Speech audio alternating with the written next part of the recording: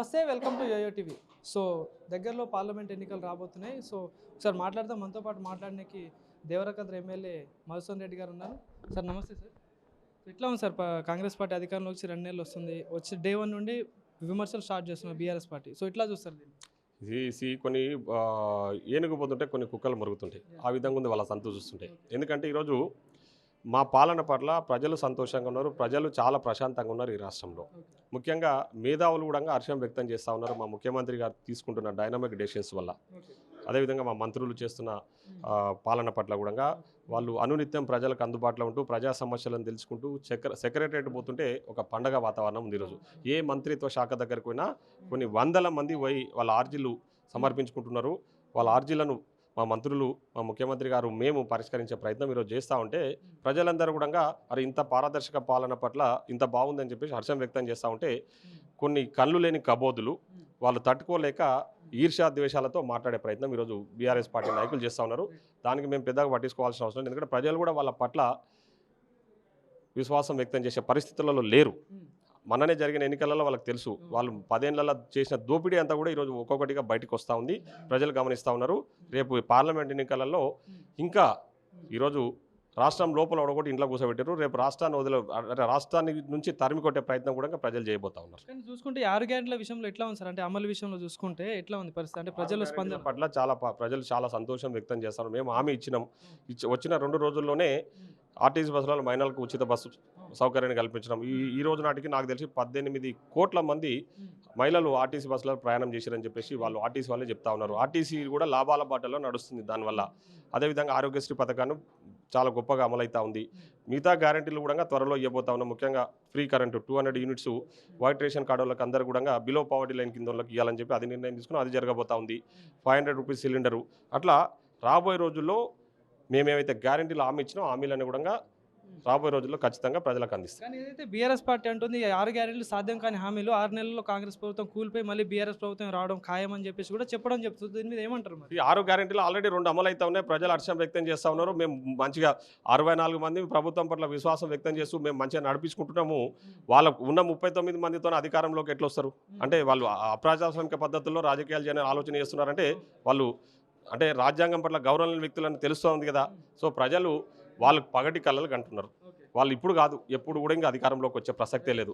రేపు ఎంపీ ఎలక్షన్ల తర్వాత బీఆర్ఎస్ పార్టీ మనుగడనే ఈ రాష్ట్రంలో ఉండదు. ఎవడు మిగిలడు ఆ పార్టీలో. ఇప్పటికే ఆల్రెడీ వలసలు స్టార్ట్ అయిపోయినా ఆ పార్టీని వదిలేసి కాంగ్రెస్ పార్టీలో రావడానికి సిద్ధంగా ఉన్నారు. ఎంపీ ఎలక్షన్ల తర్వాత ఎవడు పట్టుకున్నా కూడా మిగిలే పరిస్థితులు లేవు. కాబట్టి ఇప్పుడు మేకపోతు గాంభీర్యం ప్రదర్శించే ప్రయత్నం చేస్తున్నారు.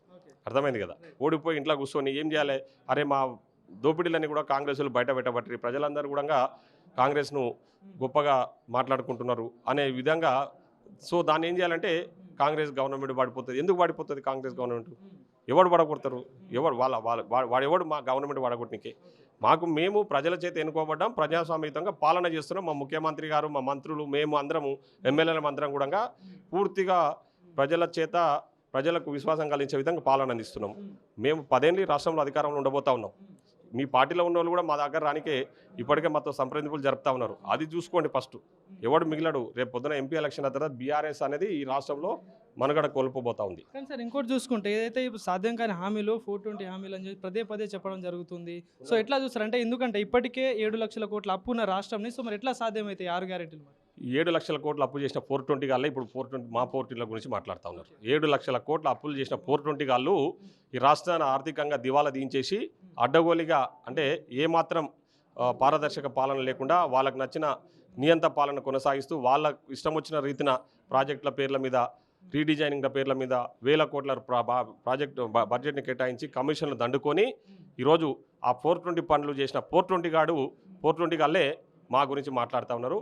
మేము హామీ ఇచ్చినాము, మేము నెరవేరుస్తున్నాము. ప్రజలు మా పట్ల, మా పాలన పట్ల హర్షం వ్యక్తం చేస్తాము. మేము ఇప్పుడు ఊర్లలోకి పోతుంటే ప్రజలు కూడా వాళ్ళు ఒకటే అడుగుతూ ఉన్నారు, వాళ్ళు ఎక్కడ కూడా మా గ్యారెంటీల గురించి మేము ప్రజాపాలన ప్రవేశపెట్టి మిగతా గ్యారెంటీల గురించి కూడా ప్రజలకు ఏ విధంగా అందజేయాలి, ఏ విధంగా పారదర్శకంగా ప్రజల్లోకి వెళ్ళాలనే ఆలోచనతో మేము ప్రజాపాలన ద్వారా దరఖాస్తులు తీసుకున్నాము. ఆ దరఖాస్తులు తీసుకున్న వాళ్ళందరూ కూడా ఈరోజు సంతోషంగా ఉన్నారు. అయ్యా ఇంతకుముందు ఎవడు పట్టించుకోవాలి, ఈరోజు ప్రభుత్వం మా దగ్గర రూపాయి ఖర్చు లేకుండా మాతో దరఖాస్తు తీసుకొని మా సమస్యలు తీర్చే ప్రయత్నం కాంగ్రెస్ చేస్తుందని వాళ్ళు హర్షం వ్యక్తం చేస్తారు. ఇంకోటి పులి రాబోతుంది, పులి రాగానే మళ్ళీ సీఎం కేసీఆర్ అంటున్నారు చెప్పారు. సో ఏమంటారు మరి? వచ్చింది కదా పులి, నిన్న మనం వచ్చింది, ఏమైంది? ఏమైనా అయిందా? ఏం రాదు. పులులు పిల్లులు అన్ని పుల్లులు, ఆ పుల్లులని పిల్లులు ఇప్పుడు పిల్లులు అయిపోయినాయి. ప్రజలు వాళ్ళని పిల్లులని చేసి ఆ పిల్లులని కూడా రేపు ఎంపీ ఎలక్షన్ల తర్వాత మొన్న ఏదైతే రీసెంట్గా మాజీ మంత్రి మాజీ ఎమ్మెల్యే బాల్క సుమన్ గారు చెప్పిన వ్యాఖ్యలను ఎట్లా చూస్తారు? ఎందుకంటే సీఎం రేవంత్ రెడ్డి గారి మీద చేసిన వ్యాఖ్యల మీద ఎట్లా ఏం స్పందన? ఏ మాత్రం ఇంగిత జ్ఞానం లేని వ్యక్తులు, అంటే సంస్కారహీనుడు, సంస్కారం ఉన్న వ్యక్తి కాదు బాల్క సుమన్ అంటాడు. సంస్కారం లేని ఒక కుక్క. ఆ ఎరి కుక్క గురించి మనం ఏం మాట్లాడతాం? అసలు ఎరి కుక్కల గురించి ప్రజలు నిర్ణయిస్తారు, ప్రజలు బుద్ధి చెప్తారు. సార్ మరి వచ్చే పార్లమెంట్ ఎన్నికల్లో మహబూబ్ నగర్ సెగ్మెంట్ నుండి పాదయాత్ర కూడా స్టార్ట్ చేయడం జరుగుతుంది. రేపటి నుండి మీ నియోజకవర్గంలో జరుగుతుంది. సో మరి ఎట్లా సాగుతుంది సార్ పాదయాత్ర?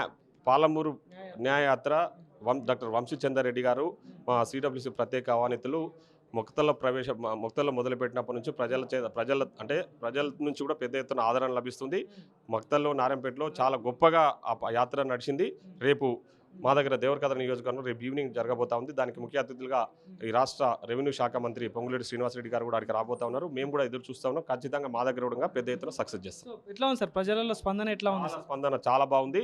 ప్రజలు ఎప్పుడు ఎన్నికలు వచ్చినా మహబూబ్నగర్ పార్లమెంటు, మా ఉమ్మడి మహబూబ్నగర్ జిల్లా ఉన్న 2 పార్లమెంట్లు కూడా కాంగ్రెస్ పార్టీ భారీ మెజార్టీతో గెలవబోతాం.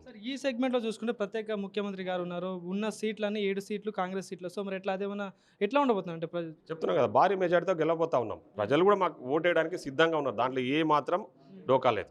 ఇదే కాదు, మొత్తం రాష్ట్రంలో కూడా 14 నుంచి 15 సీట్లు కాంగ్రెస్ పార్టీ బ్రహ్మాండంగా భారీ మెజార్టీతో ఎంపీలను గెలవబోతాం. Thank you sir.